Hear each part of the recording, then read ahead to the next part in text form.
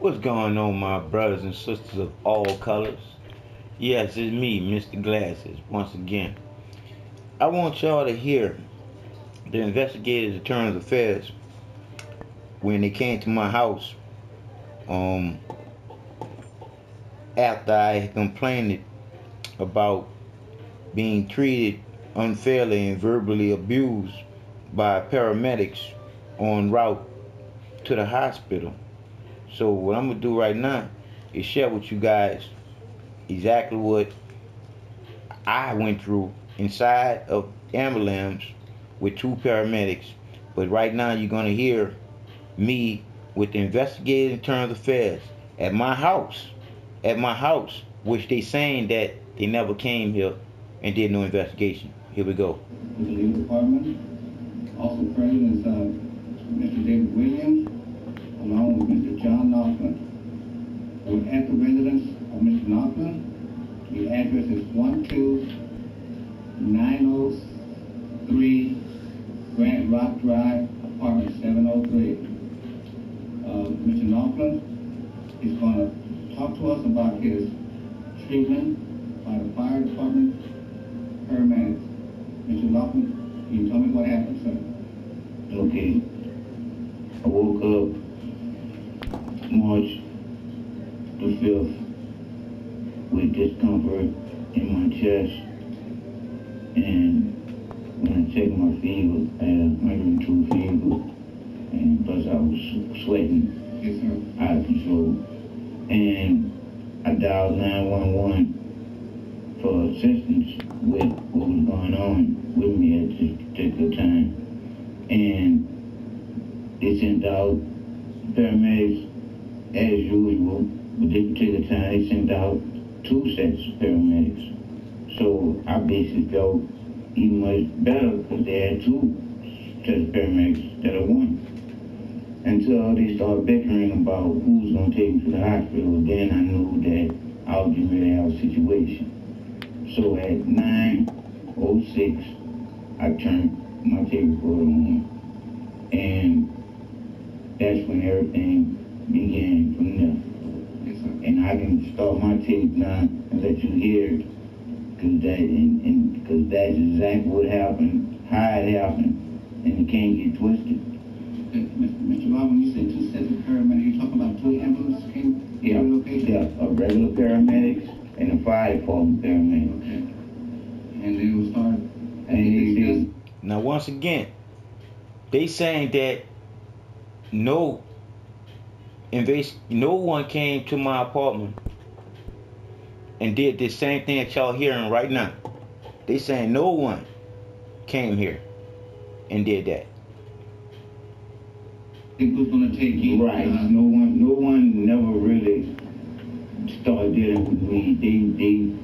They just talked to amongst each other. But anyway, even after all that, for me to have 4 people inside my apartment and the stretcher being outside, which I had to roll out to end up getting on it myself. Yes, sir. What did they really come for? And you know, and that's what we here for today, about everything that happened that day. So after that, we discussed certain things dealing with what was going on with me. It was basically like they was interrogating me. Yes, sir. Now, like I said, that was the investigators at my house getting my recollection of what happened March the 5th.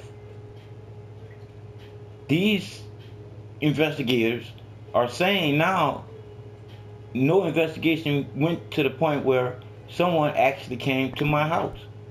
They're saying that I never had an investigator come to my house. Y'all just heard the investigators on my tape of me recording them when they came to my house, which they didn't know that I was recording them too. So I'm just saying, if no one don't see the conspiracy in all of this, if no one don't see the unfairness in all of this, and I know you can see how illiterate I was in all of this. For no one to care enough to save me in that situation from me. Because I didn't know what situation I was in. I never knew how serious this situation was. I never knew that I could have died in this situation and no one would have known. Because when these guys stopped the ambulance, they basically stopped my life. Because there is no stop in going to the emergency room. You tell me where there is a stop in going to the emergency room. You go into the emergency room because you have an emergency. There isn't any stop in going to the emergency room. So how do they say this stop they just did me? How can they say that this stop that they did me was okay? How can they say that when we both know that it's not right? You cannot stop an ambulance en route to the hospital on purpose to do whatever to any human being. Because when they stopped the ambulance, they stopped my medical attention. This is what it looks like. This is what it looks like when I'm looking at you. You get your eyes. You're half asleep or you're drunk, okay? You're making this a lot more difficult than it needs to be. If you want help, tell us what the problem is. We didn't call 911. We're trying to figure out what's going on. You understand what I'm saying? So you think you can just figure that out? You've been taking these hydrocodone? You've been taking hydrocodone? What are they for? What are they for?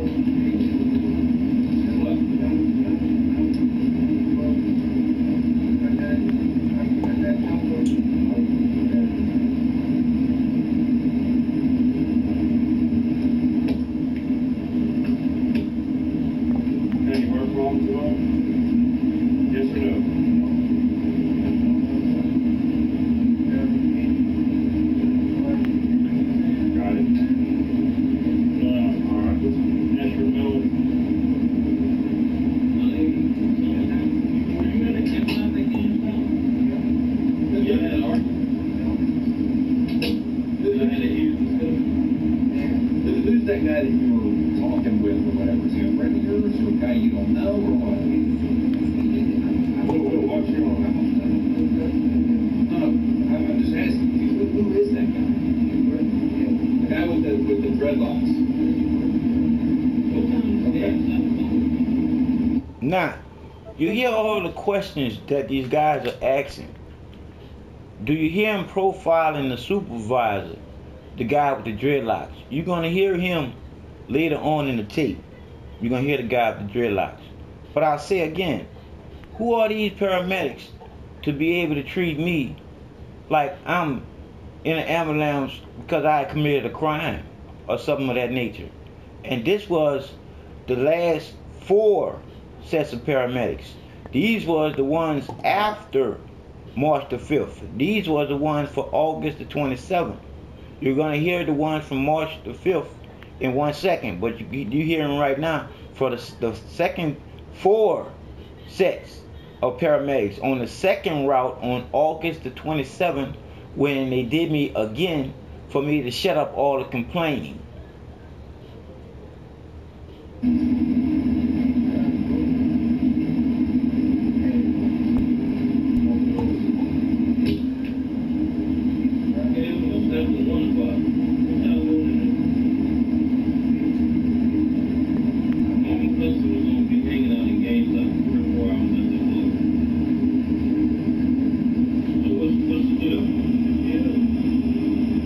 Now, like I said, since when do paramedics act like the police? And I'm going to stop it right there. This is part 1.